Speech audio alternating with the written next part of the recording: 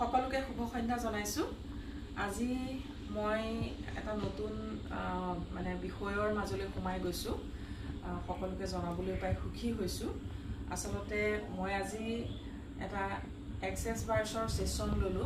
আপোনালোক হয়তো সকলোৱে ইতিমধ্যে গম পাইছে এক্সেস বাৰ্ছৰ বিষয়ে। এয়া হৈছে অঞ্জু বৰা। নমস্কাৰ। তেওঁ মোক আজি প্ৰথমবাৰৰ কাৰণে এক্সেস বাৰ্ছৰ এটা সেশন দিলে।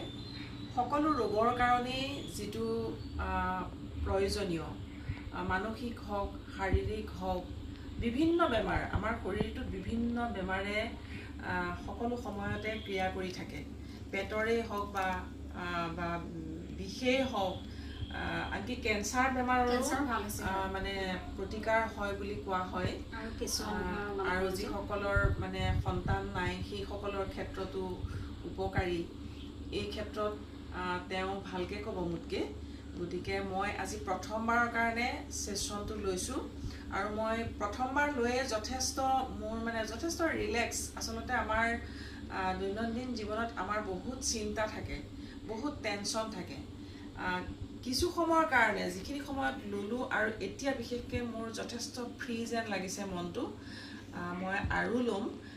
মই আপোনালোকক জনাইছো যদি আপোনালোকে ল'বলৈ বিচাৰে তেতিয়াহ'লে অঞ্জু বৰা ইতিমধ্যে তেওঁ বহুখিনি আয়ত্ত কৰিছে, এক্সপিৰিয়েঞ্চ হয় তেওঁ। আৰু আপোনালোকে যদি শিকিবও বিচাৰে তেতিয়াহ'লে তেওঁৰ ওচৰত শিকিব পাৰিব। মই স্ক্ৰীনত তেওঁৰ নম্বৰটো দি দিম। সকলোকে ধন্যবাদ জনাইছো। তেওঁৰ লগত যোগাযোগ কৰিব আৰু তেওঁ কিবা এটা কওক। হয়, একচুৱেলি এক্সেস বাৰ মই ফেচবুক পেজত মোৰ দিয়া আছে অঞ্জু বৰা যিটো পেজত এক্সেস বাৰ্ছনো কি। তথাপিও আজি মই বৰ যিহেতু সেশনটো দিলোঁ কৈ দিছোঁ। আমাৰ ব্ৰেইনত 32টা পইণ্ট আছে আৰু সেই পইণ্টত আমি ফিংগাৰে দিওঁ, আমি আঙুলিয়ে স্পৰ্শ চিকিৎসা বুলি কয়। আৰু সেই 32টা পইণ্টত যেতিয়া আমি মানে প্ৰপাৰ জেগাত আমি থেৰাপিটো দিওঁ শৰীৰৰ যিকোনো বেমাৰ ৰিলেক্স হয়।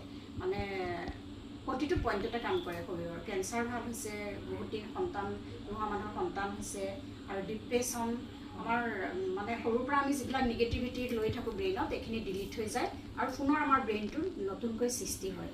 মানে মোটামুটি মানে এক্সেস বাৰ্ছ সেইটোৱে একচুৱেলি। যি কি নহওক সকলোকে ধন্যবাদ জনাইছো। আপোনালোকে যদি বিচাৰে তেতিয়াহ'লে এওঁৰ লগত যোগাযোগ কৰিব। মই নম্বৰটো দি থ'ম। ভিডিঅ'টো চাই থকাৰ বাবে পুনৰ ধন্যবাদ জনাইছো।